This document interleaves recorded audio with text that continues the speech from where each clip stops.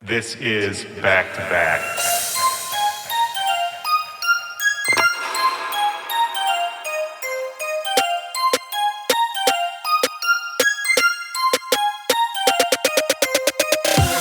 Yo, what's up, Back to Backers? This is Willy Joy. Welcome to the show. This is Back to Back. It's my podcast. How we doing, guys? Did you watch the Grammys?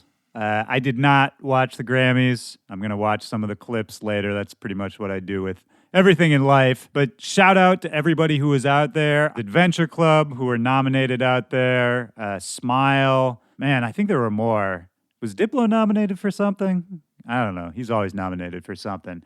Anyway, how are you guys doing? I'm doing great.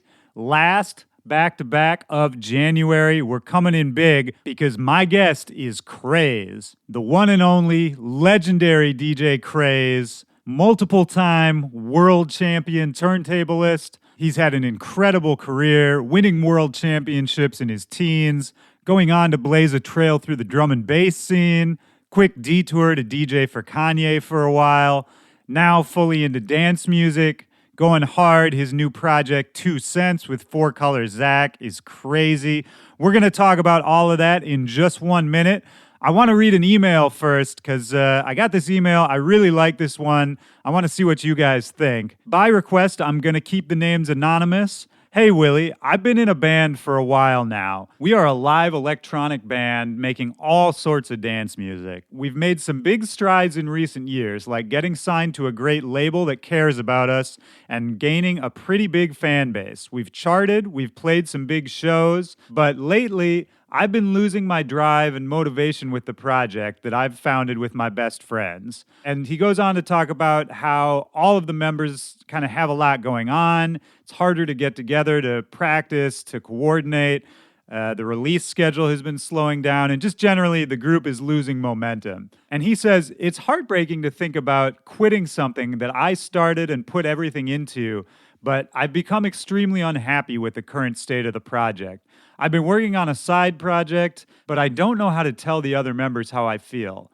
How do you know when it's right to quit? Or how do I break the news to my bandmates? It's something I've been going back and forth about, and I can't seem to find the right time or words.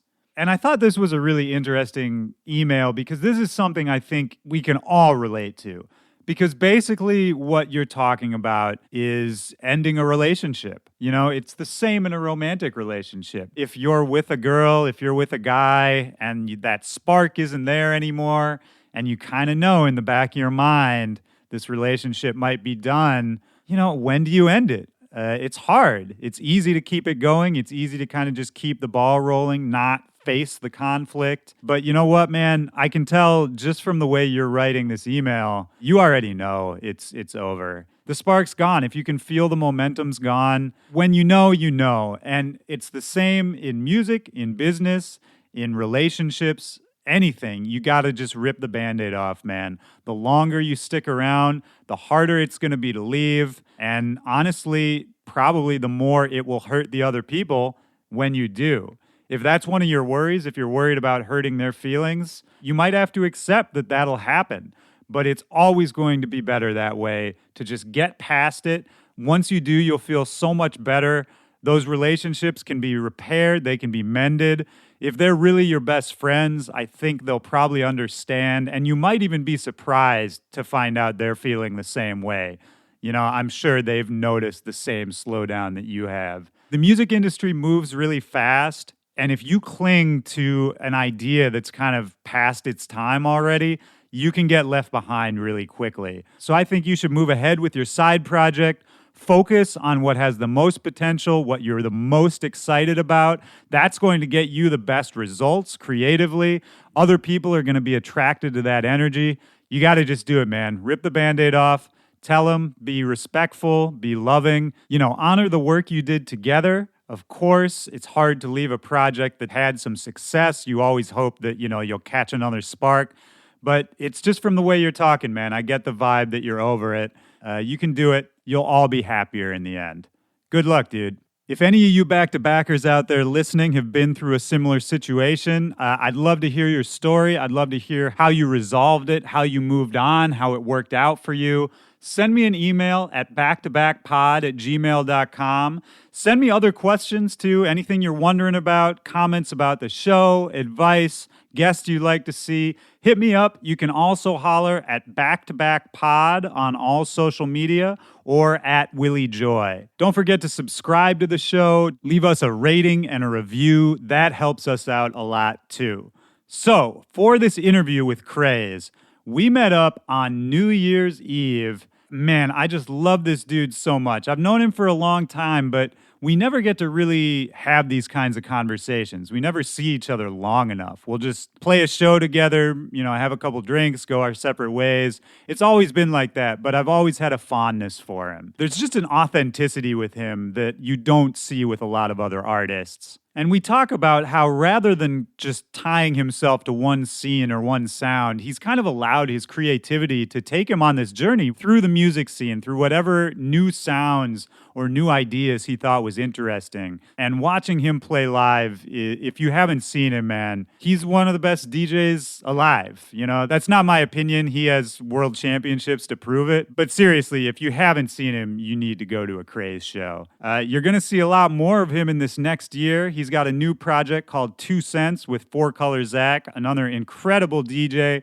Together, they're making some really forward-thinking productions. Their newest song, UPBQ, which I just learned stands for Ugly People Be Quiet, always good advice. That came out on Flostradamus's Hoodie label a month or two ago. Crazy tune. I'm going to put a link in the description of this episode where you can go check out everything related to Craze, everything related to 2 Cents. Keep up with them. Watch what they're doing. Just literally today, Zach sent me some of the new 2 Cents material. It's really crazy. It's going to start coming out in the next couple months. And honestly, I'm just always excited to see what Craze is going to do next. And man, some of the stories this dude has, holy shit. Let's get into it right now. This is me and Craze, back to back. Let's go.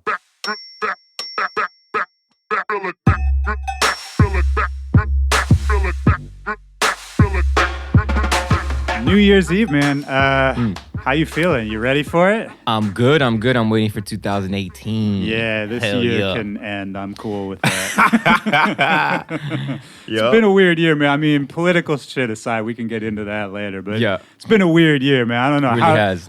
For you too? Yeah. Do you feel it? I feel like everyone had a weird year. The vibe just started weird this year. Even in my own little personal life that I won't get into, it started off weird. Like that, and then, Trump shit, and then just the vibe all around has been just weird. But, it happens. It happens. Like every couple years, you need a wake-up call, and things get Nature weird. Nature corrects itself. Exactly. People wake the fuck up. Yeah, so. I'm about ready for that. I'm excited for 2018 because I'm like, yo, shit can't get worse. I mean, pretty much, right? We didn't die. Yeah. Right? Not yet. Fingers crossed. Wars haven't popped off. So yeah, man. We're still here.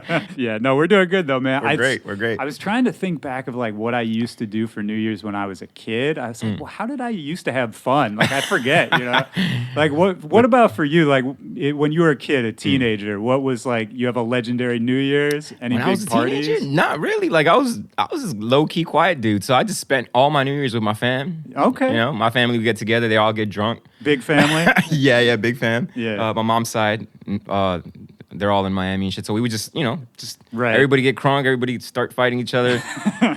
Latino shit. Yeah. You're Nicaraguan, right? I'm Nicaraguan. Yeah. Were you born there? I was born there. Yeah. I moved to the States when I was 3. Oh, okay. Yeah, so you don't have like a lot of memories from then, I would imagine. Not really. I have some weird memories, but nah, I don't remember shit from when I was 3. And was it? I don't remember shit from last year. I feel you on that. Did you move straight to Miami from Nicaragua? Nah, we moved to Frisco, to Daly City. My dad had family there. Okay. And then my mom wasn't fucking with the cold. Yeah, can't blame her. And so we had no family in Miami, and she was just like, I like Miami. It's like Caribbean. It's like Latin America. Let's go. That's dope. And we just picked up and moved. What was Miami like for you then? Like growing up, what was the culture like? Musically, what were you being surrounded? Was your family musical? Nah, not really. Like, what'd your parents do? My parents, my mom, when we moved to Miami, they were just working odd jobs. Yeah. You know what I mean? Just trying to make it happen. Like we lived in a 1-bedroom apartment, 5 of us. It was, it was hard. It was difficult, but they always made it happen. they weren't really into music. Like I don't know where I get my musical bug. My mom says it comes from like my uncle or some shit like that. Okay. I'm like, nah. I'm like, nah. It was just me being a kid and just trying to follow something. Yeah. Like trying to follow. Did you have hip-hop like vibe. siblings who were musically inclined or anything? Nah, but my older brother, he was always into music. You know what I mean? Like he was always into like rock and shit. And then like when the rock hair band days was popping, he was into like all that stuff. He was into Metallica, Sepultura, all that stuff like that. And he was into Prince. He was into Rush. He was into, he was into a bunch of stuff. All the good stuff, man. Yeah. Right. And I think I got that he was my influence on music. And in Miami, freestyle music and Miami bass was huge. Right. And, he had the car with the speakers, with the Alpine. And was all that shit freestyle in Miami bass? I mean, was that on the radio back in the day? Yes, was sir. that like a pretty mainstream thing in Miami? Hell yeah. Miami was all about Miami bass and freestyle music. You know what I'm saying? What a time to grow up with all DJ that Laz and Eddie B and just a bunch of people on the radio that were just that was it. Yeah. That was our hip hop. And this was pre-internet days, you feel me? So Right. It was a lot more regional back then, right? It was completely regional. In 2017, almost 2018, like regional almost doesn't exist anymore. You know what I mean? Yeah, exactly. And I miss those days. It's like I was talking to somebody about that the other day. I was just like, yo, if I wanted to buy some dope drum and bass records, I had to be in London. Right. If I wanted to get some hip hop records, I had to go to New York. Yeah. Or like if my homies were in New York, I'm like, yo, bring me, go to Rock and Soul, go to Fat Beats, get me some records and shit. Yeah. I'll give you the money when you come back. It used to be like that. But some places are still kind of regional with their music, like in Portugal. Yeah. Like what's that? When Kuduro was popping off. Now they got some new shit that's different. I forgot what it's called now, but it's kind of like that African kind of vibe, and it's like it's still kind of like. I remember when the Baraka Som Sistema guys were pushing those new sounds, and that was I think the last I really heard of it. But that shit was dope. I kind of forgot about that. Yeah. But they're still into that kind of vibe. Like, and certain parts in Africa too have like their own little take on EDM or whatever. Yeah, true. Yeah, there's like a South African house movement going on and a bunch of other shit. I guess in the U.S. too. I mean, you can still hear, hyphy's still Bay Area. Yeah, man. It's crazy. The Bay still got its thing going. I love it. I'm always asking Zach, like, yo, what's popping in the Bay? And he's like, I don't know. I'm going to ask Jay Espinosa. Right. You know what I mean? It's like, yeah. I feel that though, because it's cool to experience that. You know what I mean? Like, even in Miami, growing up in Miami, to like experience a Miami bass party was so different than everything else. You know what I mean? Were you sneaking out to parties as a kid? Were you kind of getting into trouble, or were you quieter, like you said? No, I was sneaking into parties. Like my first party that I went to and I actually competed in, I was 15. Yeah. You know what I mean? So wait, let's back up before that. So I mean, if you were competing at 15, when did you even start, fucking around on turntables? I think it was like 14, 13. Yeah. Like because my brother had equipment in his crib, and he didn't live with us no more. So I went to another school that was far from where I lived, and my mom used to drop me off at his crib after school. I used to take a bus to his crib after school and wait for my mom to pick me up. Right. And the equipment was right there. So he was, he was always like, "Don't touch my shit." Yeah, of course. Of course. I touched it. Pause. And I mean, did you take to it right away? Was it one of those things where, because it was the same for me, where a friend had turntables and I would just be going over to his house every single day after school, and eventually it became obvious that like I was way more into it than he was. Same with my brother. Yep. Yeah. My brother was into it just to like make money and like throw block parties and stuff. But at the time when he got the equipment, I was being put on to hip hop. Right. You know what I mean? Like, I was in high school, and my boys from New York were like, yo, you got to listen to De La. You got to listen to Tribe. You got to listen to Ghetto Boys. You got to listen to Gangstar. And I was like, man, this is Miami. I don't know about all this shit.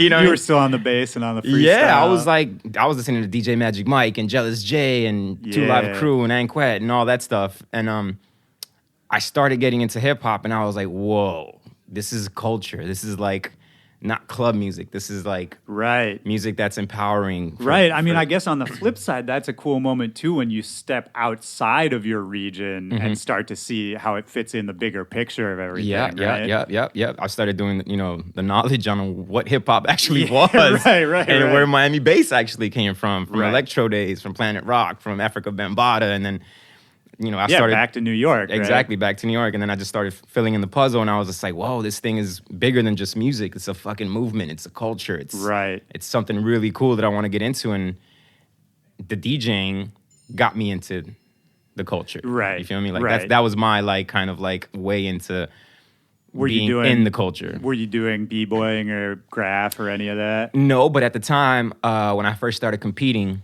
my boys were into Zulu Nation. Right. And it was either Zulu or those other gangs that were just being teenagers and being stupid. Right. And like Zulu like really got me into the whole hip hop thing because it was, it was more than just music. And I mean, it was more than just an organization of people just getting together and like, being Zulu. It was, Right. Well, I mean, talk about, because I think probably a lot of our listeners aren't even familiar with what Zulu Nation is or was. What was it to you back then? For me, it was just like a dope hip hop organization that taught us empowerment and unity. Yeah. It was a nationwide phenomenon. Yeah, it was a worldwide phenomenon. Yeah. It was like, it started in New York with Africa Bambaataa and it just spread out. And it was all about hip hop culture and it was all about the music. Right. And that's where I met my wife. Oh, shit. All right. Yeah. That's where I met my wife. And that's where like, the first out of town battle that I was in was Zulu Nation battle. Okay. And so through that organization, you kind of got hooked up with maybe a means to like further your craft. Yeah. And it got me deeper into the hip hop movement, into the culture, and it just everything clicked. I was just like, whoa. What was it about the competitions, the battles that you really took to? Was that, because it seemed like right away you're talking about you went to your first battle, a year after you started DJing. I just, like, looking back, like, I think for me, that was my clout. I was broke. My family didn't have money. I didn't have money. Yeah. And that's what hip hop did, right? It gave you, like, props was your money. Sure, yeah. You know what I mean? It's like, something to hold on to, right? Right. Props was everything. You know what I mean? It was just like if you were a b-boy, you just took this guy out in a battle, in a dance, and like, yo, you got the clout now. You got the juice, bro. Right. It was like just like the movie. You got the juice now, bro. Yeah. And you the man. And I always loved that aspect of the competition of just like, you work hard for something, and it's more than money. It's respect. Yeah, you know what I mean? and I love that idea of just beyond anything else. Like, it doesn't matter if you're rich or you're poor. It doesn't matter what color your skin is. Any of that. It's just if you put in the work and you have this talent, you can be acknowledged on this totally different level. If you're dope, you're dope. You got the juice. Yeah, man, 100%. I think that's what we're still striving for. At least for me, like that's still what I want. Yeah. And it's that competitive nature and that wanting to be better that makes everything better. Right. You know what I mean? Like me trying to be better than somebody else made me who I am, and then somebody looking at me wanting to be better than me is making the culture go up and up and up. 100%. And the skill level just keeps rising, and you're doing something. Right, man. Yeah, we're all pushing the culture collectively forward. Exactly. At least we should be. And that's, I think, always a goal we should have. That's how I always felt about everything. Was it, back then when you said, your family didn't have a lot of money and you were maybe struggling in other ways, was it a thought back then that like you could make money off of this eventually? Nah, never. For just me, doing it for the love. For me, it was just the b-boy thing. It's still the b-boy thing for me. Right. Yeah. That's why I'm such a prick sometimes. I still got that b-boy mentality in me. No, that's good. We need that, man. Yeah. I don't think there's enough of that in this day and age. But how quickly did you get really good at DJing? Because it seems, were you winning competitions like right off the bat? Yeah, but I think the first competition I won was more shock value. Really? What did you do? I was just like this little 15-year-old kid in a club. Yeah, just people couldn't believe it. People were just like, what is this this kid doing here? And I was short, like I am right now. I was shorter back then. And I had like a little fro going. It was funny. And I would just like, I battled this kid named Fingerprints.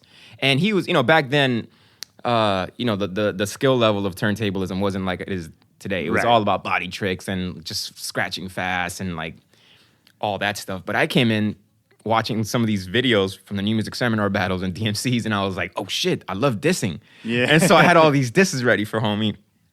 And I was just dissing the hell out of him, doing my routines, and people were just like, yo, yeah, who the hell is this guy? It was just like the movie Juice. Right, People were just like, who's this guy? Yeah. And I won my first battle when I was 15. Hell yeah. But I wasn't good. I was not good. I didn't think, I didn't get good until like 98, in my opinion. Okay. Yeah, 98, that's when I was just like, oh shit. And 98, that's the first time you won the DMCs? Yeah. Yeah. The first time I won the Nationals, it was Right. when I was just like, all right. I was like, I'm a fucking problem.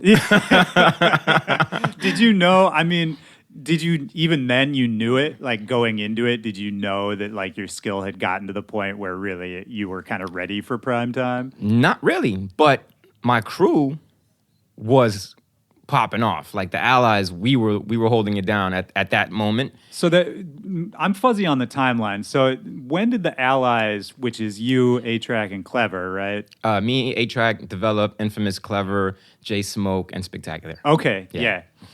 when did that come about in your career? Were you already competing in the DMCs, or did that form beforehand? I think the Allies, we really formed in 98. 98 was the year. Okay, that was when everything took off. That's when everything took off, I think, for all of us, too. Well, 97, because A-Trak won World DMCs in 97. Oh, okay. So but he wasn't part of the Allies yet. He was a part of the Invisible Scratch Pickles. Right. And, I always forget he was part of that. Man. Yeah. He was like the honorary member, and he was the youngest in charge. Yeah. You know. And when I met him in 98, straight up, I was just like, yo, you're a problem, I'm a problem, we shouldn't be battling each other. Right. I was like, what we should do is kick everybody else's ass. Yeah. And that year I was just like, yo, man, think about it. You want to be down with the Allies? Because like at the time, me, Infamous, and Develop, and the rest of the Allies, we were like coming up with new styles of beat juggling. We were like that crew, like the next kind of crew after the Pickles and the X-Men. We were like the next ones. And, right. And I was just like, bro, we would love to have you on the team and just kick everybody's ass. And that's what it was all about. Yeah, man. Around that time, 97, 98, I feel like DJing in the hip-hop world was kind of coming into like a bigger light, like a bigger stage. I don't know if you experienced this, but just me as a fan, I was DJing by that point, but I was strictly on the rave side at that point. But just as a fan of hip hop, I was in 98, I was 16, 17, something like that. Same. Yeah. And just as a fan, like that's when I started to become aware of things like the DMCs and you guys winning them, obviously, and just, the more technical side of DJing. Did you kind of experience that? Like, did it feel like all of a sudden more eyes were on you? Yeah, like late 90s, early 2000s, the turntablist movement was really getting a lot of love. Like, I was on Time Magazine. Damn, that's crazy, really? I was in Time Magazine as one of America's best. Wow. It was like, it was becoming a big deal. Holy shit, and man. like, all the covers for all like the electronic music scene, like Herb and everything was Invisible Scratch Pickles. Right. You know what I mean? Like, and that was one of those funny times too where you could have a rave. The rave culture was also growing at a big rate at that time, and you would see the turntablist guys booked on the same bill as the big rave guys from the UK or from Europe. Yeah. And the lineups were way more diverse back then too. Yeah, 100%, man. Like I remember, do you remember like earlier this week, you, me, and AC Slater were on Twitter and talking about how both him and me saw you playing drum and bass in like 98 or 99 or something like that. And that rave for me, I was in Minnesota and it was you and it was some of the crazy like gabber hardcore guys from the Midwest. And I think probably Danny the Wild Child or somebody. Yeah, probably Danny the Wild Child or Delta 9. Phantom. Yeah, Phantom 45, all those guys. And then some, I think there was like a European house guy. Yeah, I miss those days, man. It was different. It was like every room was a different vibe. You had a turntablist room. You had an ambient room. Yeah. There was a chill out room. I missed the chill out room. 100%. You know what I mean? There was a drum and bass room. I mean, that's how I got into drum and bass too. Like going to early raves in Orlando and Florida. Like, okay. How did you get introduced to that? Like, why did you start going to raves? Well, around 98, 99, when I was getting shine in the turntablist scene, it was around the same time that I was kind of like not fucking with hip hop no more. Yeah. And I saw the Stretch and Armstrong and Bobito documentary, and he said the same thing. He was like, everything started going downhill like around 98, 99 for me because there wasn't a lot of records that I felt I could play anymore because hip hop was taking this turn into like the materialistic side and like the bling bling era and the jiggy era. And like I felt the same. I was just like, all right, this is not what I signed up for. Right. You It know what was I mean? less because earlier you were talking about the culture of it, and that's Yeah. really what you got into, right? Yeah. It's the same kind of parallels with EDM and why I kind of like stepped away from like the whole EDM thing. Yeah, 98, I was kind of like, all right, cool. I'm not really fucking with hip hop. Thank God turntablism had all my attention. Right, You know what I right. mean? I had boys that were just like, yo, you want to go to Raves? And back then, you know, being a hip hop boy, Raves was a bad word. Right, that's the thing. There used to be a stigma attached Yeah, to you it, didn't want to be called a raver. No, I was the only raver in my high school, man. And like that's how people they were like, "Oh, that's the raver That's kid." the you raver know? kid, Yeah. right. And I was a hip hop boy, but you know, shit. Back then, I was into hallucinogenics and all that stuff. So I was just like, word, let's take a couple fucking tabs and let's go check out Yeah. Ronnie Size or at Zen Fest or some shit. And I remember that one party. I was out of my mind. Yep. In the drum and bass room, in a corner by myself, listening to this music, thinking this is the most amazing shit ever. Yeah. You know what I mean? And that's how I got into drum and bass. Well, actually, I got into drum and bass when I first went to Germany in Munich. On tour? Well, it's just one show. Okay, that was my yeah. first time out of the country. Oh shit. Yeah, first time out of the country, and I played like this bar. Yeah. This dude booked me. This was '97 actually, and he just booked me off the strength of one of my boys saying this guy's dope. Right. Because It that was- could still happen back in those days. Yeah, exactly. And shit, back then, it was a different Different era. time, different era. Yeah. So I play this hip hop room, and in the other room, it's way more live and it's way more people. And I'm like, hey, what's that? And he's just like, yo, it's drum and bass. I have this guy named Shy FX and this guy named Hype. Oh shit. And I was just like, don't know him. Yeah. I was like, all right, cool. I'll go check it out. And I went into the room, and the one thing I remember is hearing Bambaataa. Yeah. And that was basically Rappers Delight on 45. Right. Yeah. And I remember I was just like, what the fuck? This guy has Rappers Delight on 45? And then the bass comes in and I'm like, and it got bass? Right. And on top of that, like, I don't know who was hosting it, maybe GQ, maybe somebody else at that time, but I was just like, whoa. Well, yeah, because there's the MC element of it. Yeah. There's I could see you getting into it from Miami bass. There's that big bass that underlies all of drum and bass. And what caught me even more was the attention. It was all on the DJ. You know what I mean? It was like Shy FX, but there's a guy on the mic. Right. Yeah, and all the traditions that they kind of took from reggae, the rewinds. Yes, that's another thing that caught me. And like I remember there was this one guy going crazy with a lighter, just running all over the club with a lighter, and every tune that was fucking popping got the rewind, and I was like, whoa, this is like reggae. It's like I'm back home, but everything's on 45. Right. Yeah, just sped up and more of a party vibe. But it was the vibe. Yeah. It was like I felt like how I felt when I first got into hip hop. And that's what really caught my attention. There was no vocals, there was no rappers, there was no message. It was all music. Well, and that's like, you were what, 15, 16? Around 97, I was like maybe 18, 19. Yeah, okay, something like Yeah. that. But I mean, even that young, man, those are still formative years, For sure. If you find that music at that time, like the music I loved at that point in my life, that's still my favorite music of all time. Same. Like we can't escape that. I'm actually back into drum and bass, and I feel like a little kid again. Yeah, It's yeah. like, whoa, I love this music. Well, because I spun drum and bass for a few years, man. I was never professionally. It was always just for fun. But I still love it. I still have all those records. I'll still pull them out, and people tell me that drum and bass is kind of having a renaissance now. Like I'm less connected to that scene, but there's a lot of new good tunes that I've been hearing. I mean, shit, like the production level in drum and bass has always stayed like Crazy. amazing. Crazy. But yeah, like there's a bunch of new stuff right now. I think Jump Up's making a big comeback in a different way. Yeah. And it's really dope. I was always into Jump Up. Was that part of what appealed to you about drum and bass, was that technical nature too? Because, the turntablist stuff that you were known for is, I mean, there's nothing more technical than that. Like I'm just talking in terms of pure craft, in terms of skill. Like you have to spend a long time to get good at that.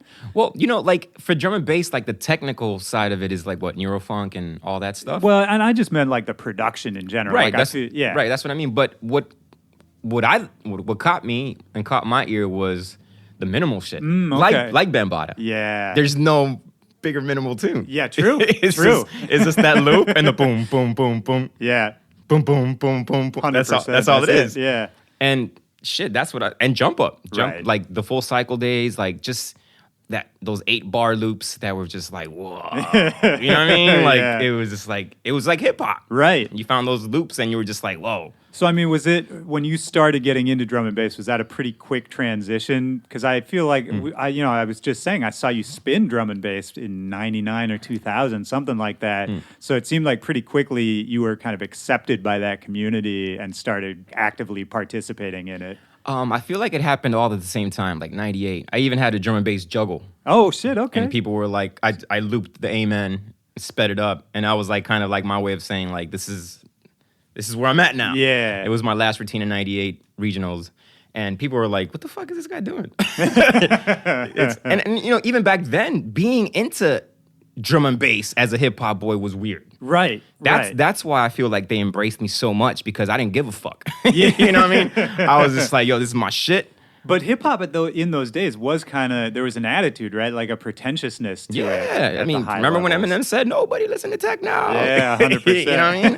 Yeah, it was still that kind of thing where it's like you didn't want to be associated with ravers if you were a hip hop boy. Right. And coming from the battle scene, like people just thought, oh, okay, cool, he won everything now, he's about to go DJ for Jay-Z or something. Right. And I was just like, wrong. I'm in London buying drum and bass records. Yeah. Raving out with people that think raving is cool. Did that start to expand your own horizons, like being around the dance music culture more? For sure. Was that the first time you'd kind of been exposed to it in that way? For sure. I felt the same way about techno as Eminem and everybody else. You know, I was just like, I can't deal with this 4/4 shit. Yeah. I was like, this is robot music. Like, this ain't cool. But drum and bass kind of like opened up my eyes to like what electronic music was. Yeah, that was the bridge. And the vibe. And then it was like the bridge into Europe. Sure. And like starting to play, parties in Europe, you started realizing, oh, snap, hold on. House music is different. Because I didn't grow up in Chicago. I didn't grow up in Detroit. I grew up in Miami. Yeah. So it was like, it was a different vibe over there. It was like more accepted and more a culture. Yeah, 100%, man. I think the culture is going to be like the theme that runs through this whole conversation because it really is the culture. Like I think about, in the UK, they grew up with drum and bass on the radio, And so that allows you to breed like a much deeper meaning behind the music. Electronic music in general. Yeah. It was on the radio. Yeah. Like in Miami, the only electronic music we knew was freestyle and Miami bass. Yeah, 100%. In Chicago, I mean, Juke was on the radio in Chicago. Oh, that's so like tight. that like breeds a much deeper meaning to it, you know? Yep, it's exactly. not just like an underground thing. It's, it's on the mainstream hip hop radio. Yeah. And that really changes the whole experience of it. And, for you, like having this success so young, I mean, you won all these championships, teaming up with A-Trak and the rest of the allies and touring the world before, you're 19, 20 years old. What was that experience like? Were you able to kind of process it and like take advantage of it as it was happening? Or were you just kind of like on the ride at that point? I was like the rappers. I was just going crazy. Just money was coming in. I was just like, what the hell? Yeah. I had fucking thousands of dollars under my bed. You know what I mean? I remember my mom was like, yo, you got to start building up your credit. And I'm like, all right, how do I do that? She's like, buy a car.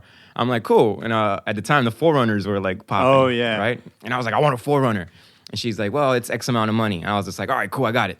And she's like, well, what do you mean? I'm like, I got it. And I just took out a shoebox. Oh, my God. And my mom was like, where'd you get all that money? I was just like, Mom, I'm starting to tour now. And I'm like, doing well. And she's like, oh my God, no, but you can't just buy a car. You just have, you have to pay it off slowly. Right, to your actually credit. get the credit. Yeah, and it was just like, I was just rolling in the dough, like just touring, having fun with my boys, going all over the place. Turntablism was a brand new thing, you know, all over the place. So everywhere we went, people were just like so excited. Yeah, you're just on top of the world, just to man. see us scratch.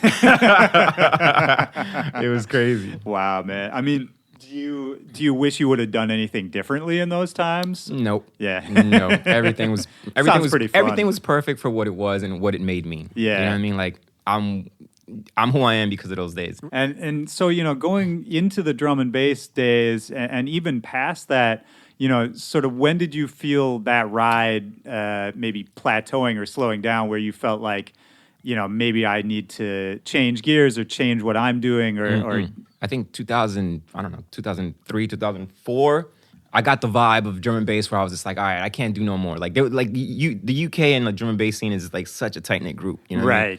And it was incredible just that I broke through. You were one of the very few, man, who really got accepted like that. I was just like, oh shit, I'm just happy I'm here, and y'all motherfuckers are putting me on the lineups like really high. But it was one of those things where it was always a battle to get dub plates. And, I remember one time I got a dub plate from somebody that I wasn't supposed to have, and I didn't know. Like, I didn't know the rules at the time. Because they take that shit serious. So I played this one record, and the guy that made it was like, how'd you get this? And I was just like, at the time, I was like, on top of the world. I was like, I don't know, but shit, I'm crazy, nigga. Like, I'm like, yo, what the fuck? Let me play. Of course I got it. Let me play your music. And it was one of those things where it was like, whoa, you weren't supposed to have that. And that kind of like was the first time that I was just like, all right, man, y'all ain't fucking with me like that. I'm not going to fuck with y'all. Yeah. You know what I mean? Yeah. There was, drum and bass, I think that's why. And you could talk to, the major players in the scene. I think they'd say the same thing. Like, that was why it took a hit after a while, because it got so toxic, that culture, where it became less and less about, like, everybody just got isolated, on their own little island. And that became, like, their bling bling jiggy to me. Sure, yeah. That turned me off. That's a good way to put it. It was like, I was just like, oh, y'all holding it down, and y'all, like, all about this kind of thing that I'm not with, this hierarchy thing. I'm not with that shit. We're all equal. It should all be about the music. We should all have new shit. Yeah. It's all about how you flip it. You know what I mean? But the dub play culture is a big part of drum and bass. And it was either like just try to like go against the grain and keep doing that, or just when I get turned off, I just leave. Yeah. Whatever it is. Music, friendships, when I'm turned off, I'm like, all right, I can't fuck with this no more. And I just kind of like walk away. And so that's what I did. And at the time, the mashup era and the hipster era was starting to kick in. Right. And party jams and all that stuff. Club music was getting exciting. So I was just like, whoa, what's A-Trak doing? A-Trak was a big part of that. So I was like, yo, 100%. My dude A-Trak is over here having fun. I was like, I want in. Yeah, man, that was a fun time too. That was a fun time with like Baltimore club music and shit, I even came back and started playing Miami bass at all these parties, and people were just like, whoa, this is dope. This is like a Miami bass revival. I started doing these parties called bass sessions where I would just, bring out Z-Trip and A-Trak and then have like Magic Mike and, whoever. Those must have been fun. Those were amazing parties. So yeah, then, club culture was starting to pick up. Electronic music scene was starting to bridge with hip hop. And you were already producing at this time too, right? Not really, like... Didn't you make some drum and bass tunes? Oh yeah, exactly with Juju. But I was like, I would start the ideas and Juju would engineer and like finish off my ideas and stuff like that. But I wasn't really into production until like, when did I mix Selecta? Like was that like 2009? Well, even before then, man, I remember. I don't know if you remember this, but post drum and bass era, the first time I heard something you made was me and Benzie worked on a track for the Cool Kids that you had worked on too. It was a remix for, I don't even remember what song. I think it was called House Party or something like that. Oh, are you talking about South Beach or Miami? What the fuck was it called? Yeah. We're talking about the same shit. Yeah. And he sent it to me, and your drums were on it, and I think the bass too. Like it was a Miami bass track, more or less, that you had remixed. The chorus was like, what's happening? Hey, it's a party. That's Miami Beach. Yeah. That's what I'm talking about. Yeah. So that was on the Benzie tape. That was you and me, man. Even though we never talked about it or like had any connection, that's dope. It was like. And actually, the Cool Kids made that song after they were booked at bass sessions. Real? Yeah, they came to Miami there, and it was just like A-Trak was like, yo, these kids from Chicago, they're really dope. Can you put them on? And I remember iRock was my favorite shit. Yeah, it was me too. I played that favorite every shit to cut to. Set. And I was like, yeah, I know the Cool Kids. Hell yeah, have them perform. They killed it. And then they stayed the night and they saw the vibe. And then a couple days later, they sent me this shit. I was just like, oh shit, it's called Miami Beach. Oh, that's crazy, man. Because I remember, he sent it to me, and I was like, damn, this is like old Miami bass sounds. Yeah. And I hadn't heard anyone else making that at that time. Mm-hmm. But I think you were right on time, man. Because you look at some of the popular sounds now, that big booming bass, it's back. Yeah, the 808. and even in dance music, like like breaks are coming back in a weird way. All of that, Shout out Florida Wookie. sound. Yeah. Shout out Wookie. Shout out Ghastly's making some of it now. A few more people too. I don't even know. Dope. Yeah, it's coming back, man. So it sounds like you were just kind of following the fun, more or less, like trying to find what inspired you again. Yeah, I think I've done that my whole career. I just follow what's gonna make me feel excited. Yeah. You know, because like when I get bored, I get really grumpy. When I get tired of stuff, I'm just not a fun guy. Right. So I have to just, I have to find the fun. Moving into that era of, whatever, Fool's Gold and Bloghouse and all of the rise of the new shit, Mad Decent and Dimmock and all those guys. Yeah. How did you see yourself fitting in at the time? Like, you were making these kind of Miami bass influenced tunes, DJing kind of a wide range of stuff. I know I saw you, or maybe even played some shows with you at that time, and you could play almost anything back in those days. Yeah, and that's what that whole era was cool. What was cool about it was you could play anything. Right. You know what I mean? You could still play hip hop at those gigs, but you would have to like mash it up with dance music somehow, and it was like such a cool time because everybody was experimenting. You know what I mean? Like mashups was still a thing, and you could do like the weirdest mix, and people would just go crazy. You know what I mean? Yeah. And I remember with Floss, I toured with the Floss Boys and A-Trak and Kid Sister in the UK, and the Floss Boys were doing these fucking weird, crazy mixes. Dude, back in the day, they were untouchable for that kind of shit. I was just like, these dudes, did they just play that with that? And I was just like, these motherfuckers are cool. Yeah. I was like, so. Dude, yeah, they had something special back then, man. Yeah. And that's what I'm saying is like, it was cool because everybody was experimenting. Club music was popping. Right. It was fun. Yeah, and everybody had their own little flavor on it, and we talked about like regionality earlier, and there were these little micro scenes in every city, and everybody had their own little take on it. Yeah. There's you in Miami, there was Fool's Gold in New York, there was like Floss in Chicago. Yeah, Floss in Chicago, Certified Bananas in Boston. Oh shit! Right. Like AM and all them out in LA. It was everything, man. And that again, like that doesn't exist anymore, where you can kind of go city to city and see a different picture. Yeah. And I don't know. It always sounds like I'm shitting on what's happening now when I talk like this, which I'm really not. No, we're reminiscing. Yeah, but it was just a different time, man. Yeah. Exactly. Reminiscing, different times, different era. Word. How did you see yourself fitting into like this emerging dance music culture? Like, did you start playing more of those records? Yeah. Was drum and bass sort of like at that point you were kind of all in on the dance music stuff? Like you got it. It wasn't kind of weird music to you anymore. Yeah. The music that was coming out was fun. That's around the time that I met Jake Killer Noise. Yeah. And you guys started Slow Roast, the record label. Yeah, right? we started Slow Roast, and it was the same time. Like I remember I brought one of Treasure Finger's records to A-Trak. Okay. Across the dance floor. Oh, you shit. Treasure Fingers had sent it to me, and I was like, "Yo, A-Trak, this shit is That's a dope." behind the scenes connection, man. Because that song was one of the defining songs of that era. Fool's Gold, yeah, man. Yeah. Fool's Gold period. Like shit. That was one of the big ones. And I knew Treasure Fingers from the drum and bass era. Right. Him being Evil part Intent. of the trio, Evil Intent, right? And then Jake sends me music, and I'm like, "What the hell is this Kill the Noise shit?" Right. Well, and the early Kill the Noise shit that you guys put out on Slow Roast, I mean, people wouldn't even know that was Jake, if you didn't tell them. I mean, it was disco house. It was just like super happy, melodic. Roots was like Afro house, kind of weird, electronic. Man. He was definitely ahead of the game. And always. That was one of the reasons why we started Slow Roast, because he sent me all this music, and he was just like, "What should I do with it?" I'm like, "Bruh, you should start a label." Right. And he's like, "I don't know what the fuck I'm doing." And I was just like, "Well, shit, I'll help." Yeah. We actually came up with Slow Roast in a strip club. Oh, shit. Shh, don't tell nobody. Amazing. So, I was like, "Jay, we should start a label." And he's like, "What do you know about labels?" I'm like, "Shit, I don't know. All that's A-Trak."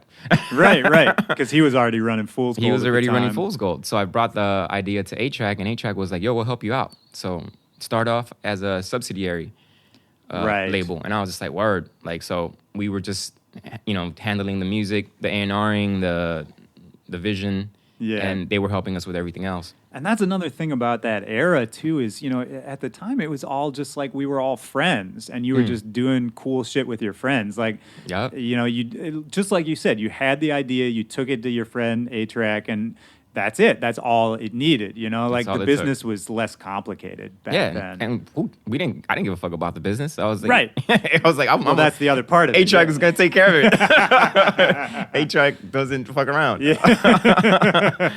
So yeah, it was one of those things where it was as easy as that. And were you, again, my timeline's a little fuzzy. At what point were you DJing for Kanye in there? Was that later? That was right when A-Trak was starting to focus on Fool's Gold more. Okay. That's why he stopped DJing for Kanye.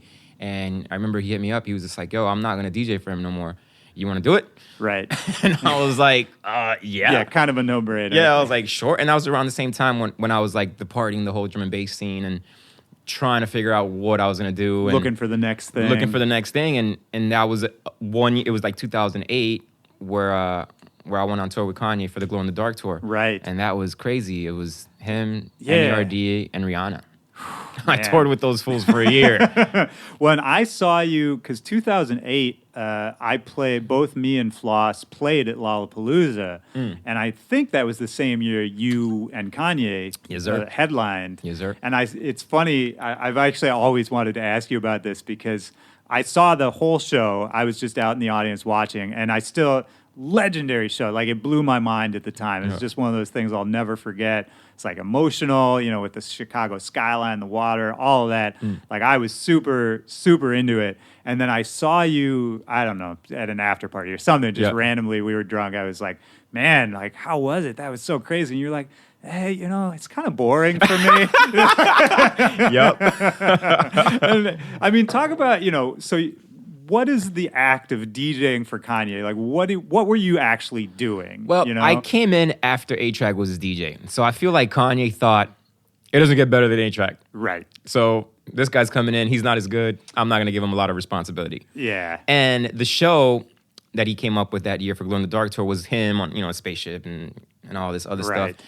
It was me and the band in the trench and him on stage alone. Yeah. I mean, yeah, you couldn't even see you. Yeah. And it was like we were all wearing suits and like masks and all that stuff. Like we were like the crew. You're right. And it was just, you know. It's funny that you had to wear suits and masks when no one could even see you. Exactly. That's what I'm saying. But it was that vibe. And right, I was just like, man, for the whole however long that show was, I did like maybe 12 minutes of work. I scratched on Gold Digger. I did some cuts on the song with Chris Martin. You know, I would do little things here and there, like control some of the sounds for the monster of the show and all this stuff. I wasn't really busting. I wasn't really doing anything. Were you playing shit off of Ableton? Were you No, it was triggering the whole things? show was controlled on Pro Tools. Oh, okay. So I would drop some acapellas here and there, and I would drop some instrumentals here and there, but nothing that was crazy. So mostly you were kind of just waiting for your cues. Waiting for my cues, having a drink.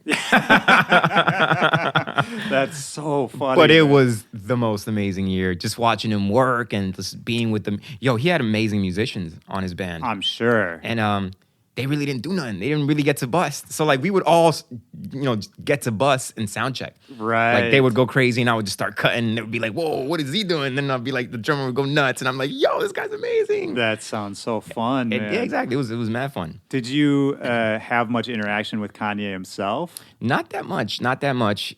It was around the time when he was working on 808s and Heartbreak. So he was just focused, you know, like, that dude is a monster. Like, he wouldn't even party. He wouldn't even go to the after parties. He wouldn't do anything. He went to an after party once at a club that I was doing in Scotland or somewhere like that at an after party, and that's the one time he gets in trouble. So Wait, what happened? He got into a fight with paparazzi or some shit. Oh, shit, okay. And it was like, damn, he comes to one of my shows and this happens. That's it. He ain't coming to none of my shows. Definitely not. It was like, you ain't going to crazy show. Fuck, man. Well, I remember, you know, Mano ended up DJing for him for a while later on. I remember Mano telling me that Kanye was, you know, super intense in rehearsals. Yeah, man. And that sort of thing. Did you experience any of that? Hell yeah. Yeah. And he would call you out if you fucked up live. Really? Did he call you out? Oh, he called me out like a couple times. Damn. Because I remember one time, like, you know, with Tractor, sometimes if the record has a little skip, it'll like glitch. Yep. And that'll throw off like, you know, the speed or something. So I was throwing the acapella of Chris Martin on Coming Home to Homecoming, yeah. Homecoming, right. And it went off by a little bit. And I kind of gave it a push and it sounded like, wait. And he was like, Craze, stop fucking up. And I was just like, yo. Damn, in front of what, 10,000 people? Thousands and thousands of people. And I was just like, yo, my dude. Wow. And like he would just call everybody. Like I remember the drummer, Kanye's not a fan of crash cymbals. Really? That's just one. See, he's not into crash He's cymbals. not into crash cymbals. He's like, yo, that's not in the music that I make. Why would you add it? Well, Well, this was at sound check. Yeah, though. yeah. And I just started cracking up. I was like, damn, dude. He went off on the homie just for a crash. That's so specific. Yeah. But that intensity and that vibe from him, I loved it. Yeah. I took so much from it because like he knows what he wants. Were you able to kind of take that attitude into what you were doing as a solo artist, into your career? Yeah, like use for that sure. for inspiration? Hell yeah, that inspired the hell out of me because like you couldn't tell him no. You had to make it happen. Like he knows what he wants and his vision is the number one thing. Right. Whatever's in his brain, he needs to get that out. Yeah. Well, and you know, like even just to take it back 2 seconds, we're laughing at him for not wanting a crash cymbal, but like that specificity and just knowing, you know, down to the tiniest detail how you want to present your work. My dude. I actually do respect that. That's amazing. You know? That's amazing. Yeah, and the people who concentrate on those details, those are the ones where when you see the finished product, The it's- greats. Yeah, the greats, man. It's all in the details for sure. Yeah, For sure. 100%. Like yeah, even like little things like working on a mixtape. Like I'll focus on those little things that people don't realize, Right. but I'm just like, fuck, that was amazing. I heard that little chirp on damn. Yeah. You know? Well, and it all goes into the bigger presentation, Yeah, right? yeah, And you know, if you make if you make 100 of those small changes, that's going to make the one product, you know, that much better. You know? Yep. I think about that shit all the time. What a crazy experience to tour with him for that year, though, man. I think about, you know, I've DJed for rappers a bunch in my early days, but never really on that level. But there was one time where I was DJing for Kid Sister, and we were doing this corporate gig where the house backing band was the Roots. Oh my God. Which, Amazing. I mean, who knows how much they paid for all that? Because it was like us and Erykah Badu was there, and you So know, it's like tight. it was a big lineup for just like whatever the Heineken house party that no one cared about. But you know, I got to DJ with the Roots, you know, backing us up, me and Kid Sister. I'll never get over that shit. Yeah, that's my favorite band, by the way. They're That's my fucking favorite band. incredible. Yes, I mean, you know, just from my one experience, like, I don't think they'd ever backed up Kid Sister before. But, you know, I talked to Questlove before the sound check, and I was just like, yeah, we're going to do these 3 songs. This is what they sound like. I think I played him like a minute of each song. He was like, okay, cool, I got it. And then it was flawless. They just played it like they've played it 100 times before. And They've then- never played it before in their life. Fucking amazing musicians. Unbelievable, Yep, man. yep. Yeah. It's funny now. I was just talking to somebody about how you're seeing like live performance coming back into dance music now, which I think is really interesting. And I, you know, for people who ask like, what's the next wave? What's the next big thing going to be? To me, I think you're going to see a lot of the DJs who have that ability. Like, I think that's what's going to separate the wheat from the chaff in the next year. Yeah. Whether that's, you know, playing an instrument or whether that's you and Four Color Zach doing the 2 cents thing where it's presenting it in a way that's familiar to these kids who go to these festivals, Right. but then also including a lot of your foundational skills, right? Yeah. Trickery that they know. Yeah. Yeah. Well, and it's trickery on multiple levels, right? Because you're kind of tricking them into coming into your world. Exactly. Right? Oh, that's a nice way to put it. Yeah. Hell yeah. Hell yeah. Hell yeah. Hell yeah. Well, I mean, how did that? I'm skipping around a little bit. You know, how did you meet Four Color Zach? Well, I've known of him for like ever. Like he used to put out edits on Fool's Gold and stuff. And, That's when I first heard about him. Yep, Yeah, because same. those edits. I was just thinking about that the other day, man. Those early DJ edits that he did, that was the first time where I had heard edits like that worked in that kind of like festival atmosphere. Because now every Yeah. single DJ makes their own edits. Exactly. He was early on that shit, man. Like, yeah, for sure. You know, we were all making mashups and that kind of thing, but he took it another step. His edits are still fire. Those are the only edits I play. Yeah, 100%. And it's like when we're practicing it, you know, he's always like, why don't we just make an edit of this? I'm like, nah, dude, we're going to do it live. That's like a point of pride. Exactly. But when we're not doing the shows together, together. I'm like, yeah, I'll play your edit. Yeah. He makes the dopest edits. Yeah, he does, man. So, I mean, did you just play some shows together over the years, run into each other? Nah, I heard a mixtape that he did for some LA show, and it just blew me away. I was just like, whoa. The ideas in it were just crazy. The wordplay, the tone play, like everything. And I knew of him because I knew he won the Red Bull 3 style, and I watched that too, and I was just like, whoa. Right. I was like, that routine was crazy. Exactly. And I was just like, this is the side of DJing that I haven't really been fucking with, that I need to fuck with. Yeah, yeah. You know what I mean? Like, and it's a generational thing, right? Because the DMC is the world that you kind of made your name on. Mm-hmm. That still exists, obviously, but I feel like 3 Style came along and kind of updated it for the next generation. yeah, and it was more club friendly, Right. and it was more, it wasn't as technical. And like, I think the technical side of things with DMCs and everything like goes over people's heads. Well, and you can't party to it, and Yeah, it's like watching somebody skate. You can't party to that. It's just Right, art. It's right. art. It's like yeah, it's like it's not better or worse. It's just a different form of art. Exactly. And so when I saw him do that set, I was like, whoa, this is, like when it comes to DJing, I always want to be part of the dopest shit. You know what I mean? Yeah. I always just want to be around that so it can make me better. And I saw that routine and I heard that mix and I was just like, all right, I'm gonna hit him up and see if he wants to make a mix with me. Hit him up and I was just like, yo, we should do this mix. Like, right? It's gonna be fucking the greatest mixtape of all time. That's how I sold it to him. Yeah, of course. You could even ask him. I can hear you saying it right now. Yeah. I was like, yo, it's gonna be the greatest mixtape. He was like, what? I was like, yo, we're just gonna take it to another level, right? The wordplay is gonna be incredible. There's gonna be a message to it. Like, let's just start working on it. Yeah. And we started working on it. And he sent me a couple skits. I sent him a couple skits, and we just worked on them together. And then I put it all together, and it was the first 2 Cent mixtape. And I remember the first time I heard that shit from front to back, I was just like, this is nuts. This is special.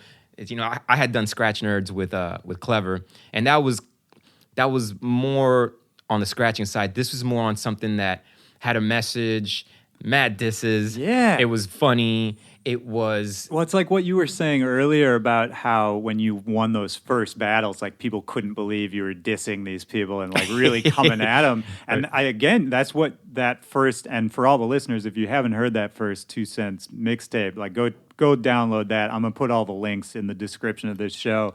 But that first mixtape, I mean, you're calling DJs out by name, like the EDM DJs, Yeah. And I fucking love that, man. Yeah. I was like, no fucks given. Yeah, but that's what I told Zach. I was just like, yo, let's go in it on some like fun B-boy shit. You have the funny side. I have the fucking, asshole side. And then, we just came up with all these skits about DJ Mag Top 100, and it was just fun. Again, fun. Yeah. And it was just like, hell yeah, this is like the one that's gonna raise the bar for these mixtapes. Because mixtapes when I was growing up, they were more intricate, like Q-Bert's Pumpkin Squeeze Music, whatever it's called.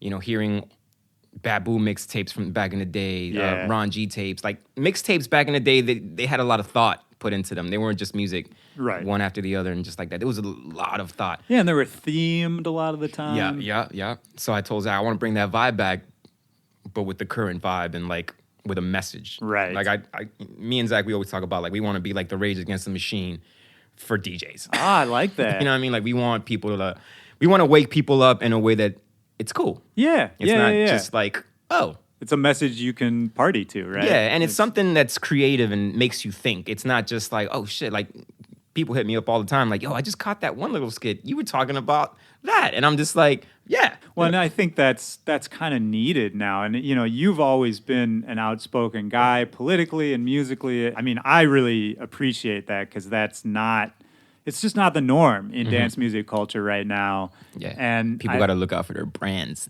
Yeah, and nobody wants to fuck their money up and all of that. And I get it. Like I get it. But then at the same point, I remember this is super random, but I for some reason I remember this when all that crazy Nazi shit happened in Charlottesville, Virginia. Right. I remember you sent out a tweet that was like, I'm paraphrasing, but it was something about like all you like superstar white DJs need to like start using your voice and speaking up. we all have a responsibility we have a voice. Right? So it's like, let's use it. Yeah, 100%. Back when I was growing up, like the artists that I looked up to were like the Public Enemies, the Dead Prezes, the Rage Against the Machines, the people that were, the reason I got into hip hop was because it was a voice for the inner youth. And this gets us back to the culture, yes, right? Like, if it's not a culture, what are we doing? Exactly. You know? Yeah. Like, there's all this. I was talking to Brills about this. I love this music so much, and the making a banger for people to like headbang to lose their minds. I'm down with all of it. Like, I come from a metal background. Like,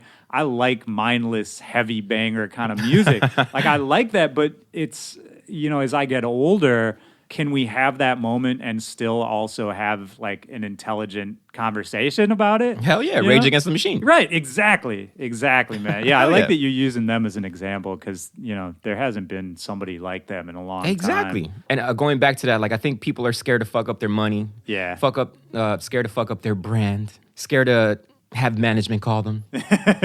Scared to have their agencies, being like, yo, chill out. You know? And it's like, every time I tweet something about fuck Trump and fuck racism and fuck all this bullshit, I lose followers. Yeah. I see it all the time. Do you think over the years, because it feels like you've never changed that attitude, like you've always been in people's faces. I've seen old pictures of me like in like the late 90s with fuck Bush shirts. Yes. I've always been that guy because I come from nothing. I see what these people do and I see where things are going. And it's not changing. Right. It's only getting worse. Right. And it's like, you could say, oh, stop being so negative. No. Well, it's terrifying to see the real world. And it's so terrifying to see it happening to a new generation of kids, right? It's terrifying to see these new kids not give a fuck. Man, I mean, this is turning into a whole nother podcast, but it's like, for them, I understand where they're coming from in a sense because the way information is being presented to them has also gotten worse. Yes, yes. Like, all the news outlets have turned into kind of this like clickbait, more or less. And the quality of the information, it's just it's more and it's lower quality. Yes. So it's a tough time, man. I don't know. I mean, you have kids, right? Yeah. Yeah. I mean, my daughter. How old is she? 18. How do you, as an artist, as a father, like, what do you tell her about what's going on? Like, how do you raise a daughter in this environment right now? I think my daughter's cool as shit, first of all. Like, she gets it. She gets the world around her. And that's the one thing I love about her. I don't know if it was, the way that we brought her up or if she is different. I mean, it's in the end, you just have to be a good example, right? Yeah, like we've never hidden anything from her. Like I've always been outspoken in front of her. Like, yo, these people are trying to bring these people down. These people think these people are different. This is that. This is not cool. We're all equal. Right. Always remember that. And like, always remember that no matter what they tell you, you got to have your own voice. Yeah. And don't follow no clicks. Don't follow no nothing. Have your own opinion. Have your own voice. Look at the facts, make up your own mind, right? So she's always been like that. And she's always coming back to me like, Dad, my friends are fucking crazy. They really think this guy Trump is going to solve problems and help the world out and do this and do that. And I'm just like, well, you got to look like where we live is, it's a little different. It's not where I grew up. You're fortunate to grow up like this, but those are the people that are around you right now that only focus on money and stuff like that. I mean, did you try to take away some of that privilege? Like, because, of course, she grew up, I'm sure, having more resources than you did when you grew up, right? Mm-hmm. Did you try to, like, limit that at all when she was coming up? Man, I spoiled the shit out of my daughter. It's like any parent that comes from nothing. Like, I'm sure when I you have money, too, like, man, her early Christmases were nuts. Like the trees were like nuts. So many presents. But I feel like that was a good thing because, dude, my daughter, you know what she asked me for this Christmas? What's that? Nothing. I was like, what do you want? She's like, I'm like, you don't want shoes? You don't want... She's like, I don't want nothing. That's a good daughter. So I just like, my daughter doesn't ask me for anything, bro. That's great. She's never bothered about anything. Yeah. If I punish her for doing something crazy, she's like, all right, cool. I'll take it. So my daughter's like the one. Yeah, fuck yeah, man. No, and I Yeah. mean, I think a lot, it must just come from that attitude, man. I mean, do you think that attitude, you just being outspoken, saying what's on your mind, do you think that ever actually has negatively affected your career in like a significant way? For sure. Yeah? Like, just losing followers, people thinking of me different. Yeah. You know what I mean? Like, but if Do you think it's caused you problems inside the industry? Of course, yeah. Yeah? I don't know how, but I'm pretty sure people are like, "Yo, Craze is out there, bro." Yeah. Just like maybe they wouldn't even like think to approach you for something just because they know you might say something crazy. Something. Yeah, for sure. Even with the 2 cent thing, right? It's like, Zach, you handle all the socials. Zach, you handle all the branding. Like, Keep it fun. I'm just gonna be in the cut. Yeah, You know what I that's mean? fair. That's fair. If it was up to me, all the 2 cent interviews would just be Zach talking and me just being like, in his ear, like, all right, what Craze said was. Yeah. There's like the subtitles at the bottom. Yeah. Well, what was so I mean, I think back about, there was a time in dance music when you did the new Slaves routine, right? That was what, 2012, 2013? Jesus Christ, that was like 4 years ago? And, at that time, like, I want to talk about that time a little bit because, Moombahton had kind of risen and fallen a little bit. Right. And you had been a part of that movement. And right around then, you were doing your series of Loked Out edits, too. Yeah. Which I played the shit out of. Like, that was the Thanks, most bro. revolutionary shit to me. And that turned to something else, but we'll get into that later. Yeah. But basically, it sounded like, the Moombahton thing, like, you were in there, I was in there. Obviously, Dave Nada was spearheading the whole thing. And it brought up this whole new community of DJs and producers, and it's this new exciting sound. And that was the last time I can remember, up until right about now, when I felt like there was this new crop of people rising up all at the same time, sort of united under this new banner of something that didn't exist before. It felt exciting, It man. was amazing. Yeah. Those early parties, man. Yeah, I was yeah. living in D.C. at the time, which helped because that's where, that was the heart of it, you know? I think Moomba was a breath of fresh air because it was like a different tempo. Right. And girls could actually dance to it. Dude, it's the key. Not that girls could actually dance to it, they could actually whine to it. You know what I mean? Like, it was, Moomba was sexy. Moomba was, a different speed. It was just a vibe, bro. For me, it was just a different culture. A lot of dance music at the time was feeling very aggressive, very macho. And this took it back to more of just a party vibe, kind of what we were talking about earlier. Everybody from all genders, all races, all creeds, whatever, would just come together. And Moombahton, it was accessible for everybody. Exactly. Yep. But still forward-thinking, still weird. Some of those tunes were super heavy. Yep. But yeah, some And of them... Moomba gave birth to people like Dylan. Right, yeah. I mean... Bro Safari, all these guys. Dude, people made their careers off of it. E.T. Superstars now. Yeah, man. Yeah. For sure. From that vibe. Man. It was a vibe. I miss it. Yeah, I do too, man. And I feel like it's still, I hate the word comeback. I feel like it could be hot again. Well, I mean, you know what it is? It went to pop music. I mean, all of a sudden, all the big pop records, like Justin Bieber was on something that basically had a Moombahton beat behind it, you know? But I feel like the innovators, like the Munchies and like the Daves and the Nadastroms and those guys, like, were always making new Moomba. Yeah. Like, every time I hear a new Munchie track, I'm like, God damn, this guy could still be the one. It's true. Yeah, there were, his Moomba still sounds fresh. It's true. Some of the innovators, I mean, Nadastrom and Munchie and a lot of those guys, I mean, Nadastrom, I think, at a certain point, just sidestep Moombahton. They were like, okay, like our kid's gone off to college, we can just do something else. Exactly. Now, Yeah, for sure. What's exciting for you? Like, what's still fun for you? Like, you've had this crazy career, you've toured around the world 100 times over, and you've kind of, to my mind, you've done it all. But what keeps you here? What's still exciting? What's still fun? Like, what are you looking forward to in the next year? Same old thing, like new music, new vibes, new challenges. For me, like the 2 cent stuff that we're making is fun because like you could hear my drum and bass influence on the music, and you could hear Zach's influence, and then when we get together, it's just fun. You know what I mean? Like, I love playing shows with Zach. This motherfucker still comes up with crazy ideas all the time. God, yeah.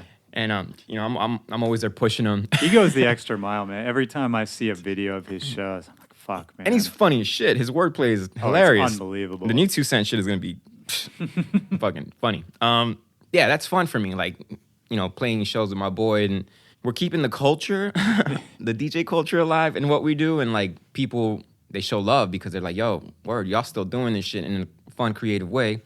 And even with the music, I told him, I was like, let's just have fun with it. Let's not make bangers. Let's not just go there. Let's fucking do something. Like one tune that we put out called All Out, there's a fucking dark ass break in the middle. And every time we played, people are just looking at us like, what just happened? Right. You went dark. Right. To me, that's another thing that if somebody asked me to make a prediction, is for people to become comfortable again. There's this culture right now where it has to be like drop after drop after drop, and you have to keep the hands in the air, for 60 minutes. And if it's 59 minutes, you're fucked up. You know? Yeah. And for me, it's like you need those peaks and valleys in a DJ set. You need to go through different moods and different feelings. Yes. Crowds are more patient and more intelligent than they get credit for. Or they used to be. I'm just kidding. Yeah, well, I mean, maybe I'm wrong. Maybe I'm being optimistic. No, I don't I'm just know. kidding. No, you're right. Yeah, You're right. Well, because it's easy to feel that pressure. Like if you're on a festival lineup and the 3 guys before you and the 3 guys after you are all playing like drop, drop, drop, drop, drop, with no breaks, just build up to drop to build up to drop, and it's all kind of that mindless thing. It's very easy to feel the pressure that you need to do that too. Of course. And I feel that pressure, and we all navigate it in different ways. That was part of the reason why I left EDM. Yeah. I mean, was there ever a point for you where you kind of felt like this culture is just not what I signed up for? Like, I'm just done with it. Like, was there ever a point where you just felt like maybe I'm done here? For sure. That's what fueled New Slaves routine. That was my message. So at the time, were you kind of looking at that New Slaves routine, which, again, listeners, I'm going to link to this in the description of the show because it's an incredible, iconic routine.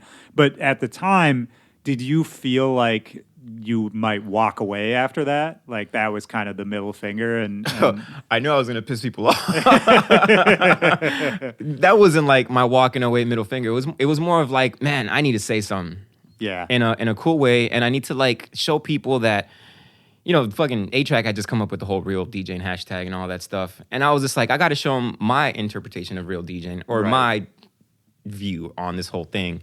I remember when I was coming up with that stuff, it was because I was like doing all these EDM parties and I was just like, I don't fit in this shit, bro. I'm not that guy. I'm not going to jump up on the tables. Yeah. I'm not going to say 3, 2, 1 after every fucking drop or before every fucking drop. Right, yeah. I'm not going to keep the energy level over here because it's like what you say. It's like, I like my shows to be here and then there and then he goes there and then he goes there and then what just happened? Right. It's like this documentary I just saw today, some comedy documentary I just saw. Like Chris Rock was just like, well, some guy was first. He was just like, yo, you got to keep the energy up at a comedy club. You got to hit them with joke after joke after joke. And then Chris Rock was like, nah, I want to make people smile, and then I want to make them feel awkward. Yeah, 100%. And then I want to make them laugh again, and then I want them to boo. Right. And then I want them to do this. And I'm just like, yes, that's how I feel about DJing. Yeah. You know what I mean? I want you to be hyped. But then I want to play this off-key track, and I want people to be like, what the fuck's going on? Right. And then I hit you with something else, and you're like, oh, that made sense with this. And now I'm here. Oh, shit. You know what I mean? Like, oh, he did that wordplay. But it's not just like high energy all the time. Right. And that's where we get lost in. And like, I remember like doing all these parties, and I was just like, man, this is not me. I'm not a cheerleader. I'm not at a pep rally. This means more to me than that. Right. Because all the DJ sets at a certain point are starting to sound the same at the festivals, right? And I was thinking about this earlier today for some random reason that, if you're a new DJ, like say you're a DJ who's just starting to get a little clout, you're just starting to pop, you get booked for, the mid-afternoon slot at a festival or something. I mean, if you go and play these same sets that everyone else is playing, you play all the anthems, you play the bangers, what kind of career are you going to have? Because people will have fun while you're doing it, but that's not going to grow your career. They're not going to remember you. Right, exactly. Like you probably wouldn't, like some other new DJ will get booked in your slot the next year if you aren't able to kind of personalize it, like you said. Like if you play a set where you take people on a journey, they'll remember that, though. That has personality. You know, that has staying power to me. Yeah. And for me, I always want to be careful about criticizing the current culture because I participate in it, you know? And like I said earlier, I love lowbrow bangers. Like, I love it. I love that shit. I really do. I have a great time with it. But the question to me, it's a question of personality and longevity of it. You know, and it's, if I love that, how can I twist it to communicate with people instead of just partying with them for an hour? You know what I mean? Yeah. And that's another good point you made. Like, it's like not criticizing the vibe that we're in, right? Right. And that's when the real DJing hashtag thing was popping off, and I was just like, word, I'm gonna say something about this. People started asking me questions about that all the time. And then I started thinking, I was just like, oh shit. And I thought about what you just said. Like, you can't tell a kid that's coming into the scene what real DJing is. Right. He has no clue. No clue, and he doesn't care. And he doesn't care. And so he's just like, all right, Craze, that's cool, but my dude over here right now is fucking murdering it with banger after banger after banger. Like, what are you trying to say?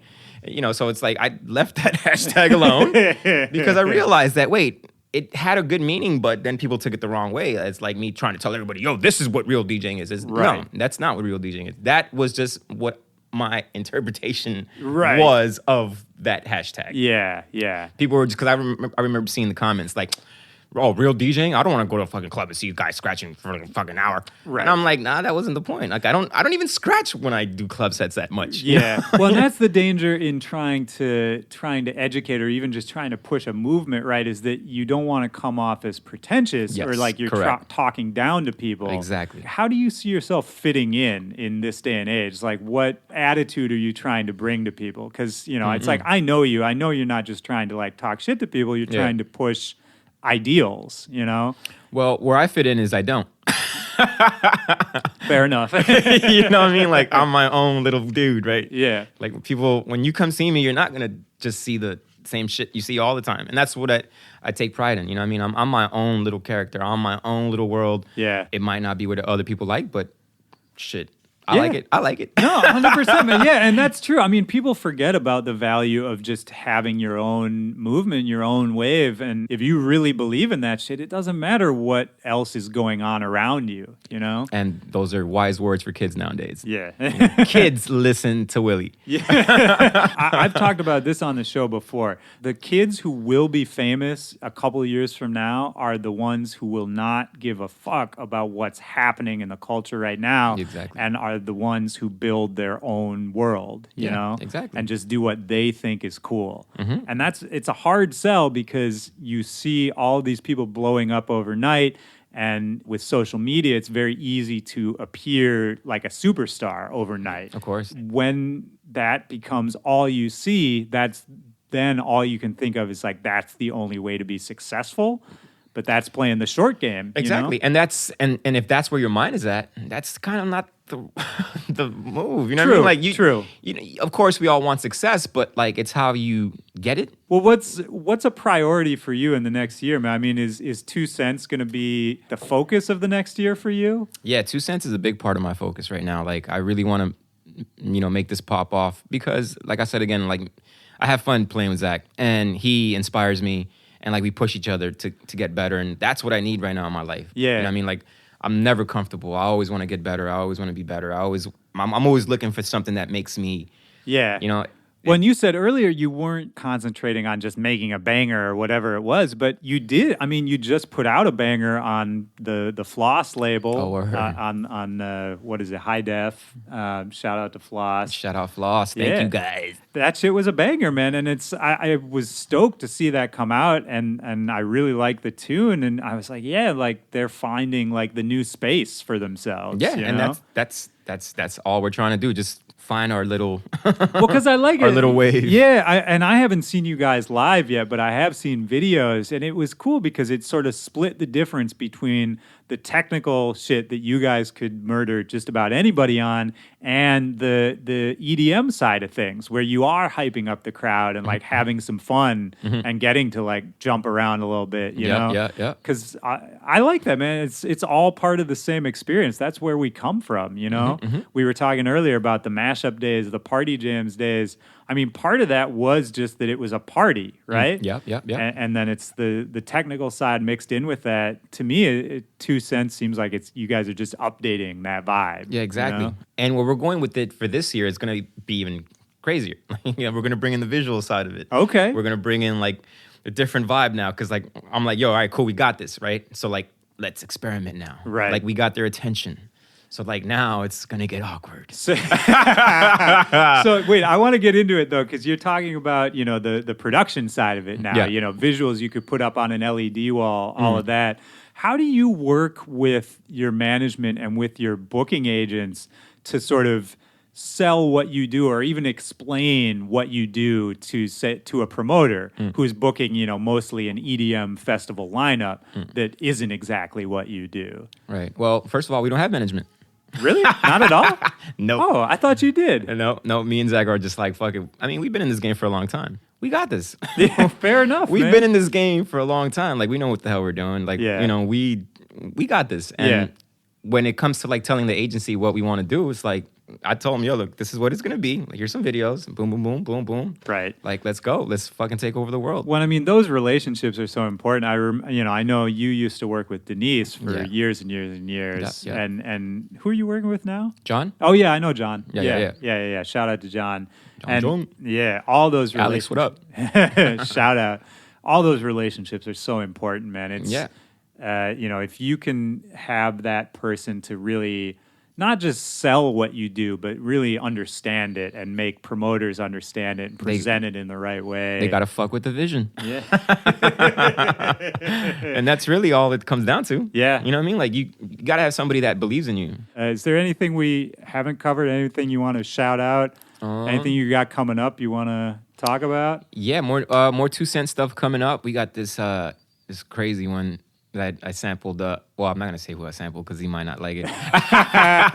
It's some drum and bass shit, but it's fucking nuts. Yeah, probably will put that out in like another week or two. Oh, 2 Cent Part 4. We're working on it. We started working on it now. It's kind of a bitch to top the last one, but we will you guys top go it. In every time. We will top it. It's gonna be amazing. So that one comes out in January. Me and Zach are gonna start touring hard. And then for my personal stuff, like next year, I feel like I see a lot of Beats 2020 vibes for me. I'm gonna put out another.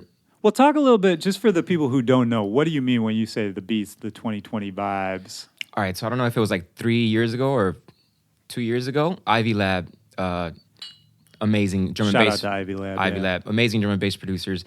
They sent me their new album, and it was called 2020. And, I was expecting drum and bass. I was like mad excited. I was like, yo, shit, they just fucking sent me the new album. I was touring with Ape Drums at the time in Australia. And I get on the plane and I start listening to it. And it's all this like halftime, but not halftime drum and bass. It's like, I explain it to people like this. It's what Dilla would be doing if he fucked with drum and bass. Yeah. You feel me? Like that's a good way to put it. If he had the sounds in his brain of drum and bass, it's still the boom bap. It's still that funk. Yeah, the soul, the swing. The swing, it's still there. And it was all these beats, and I was just like, wait, what? And it was dark. And I was like, wait. I was like, I hit him up. I was like, yo, my dudes, I gotta mix this for you.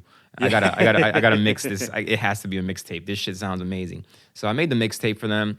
People were like, what the fuck is this? And then Noise just starts putting out these kind of tunes, and then like a bunch of people started making these tunes, and I was just like, "Oh, this is a vibe." Yeah, new scene rising. Again, it was it was fun. It made me like the spider senses started tingling. I was like, "Yo, this is my vibe. This is what I want to do."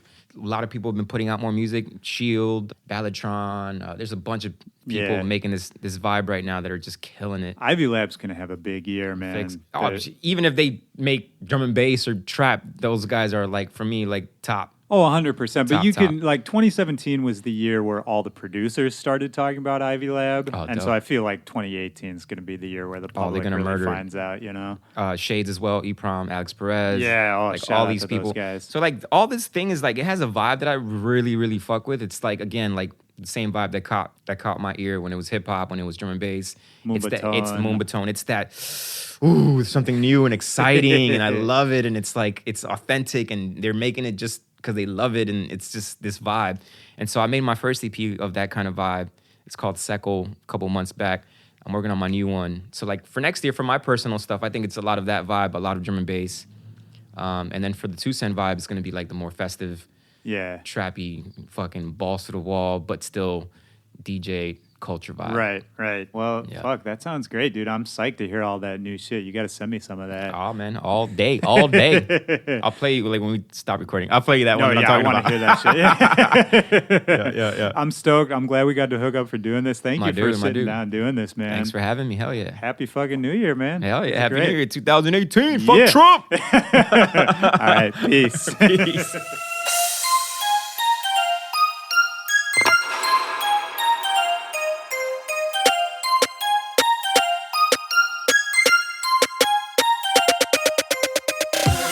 All right, that's the show. Thank you so much to Craze.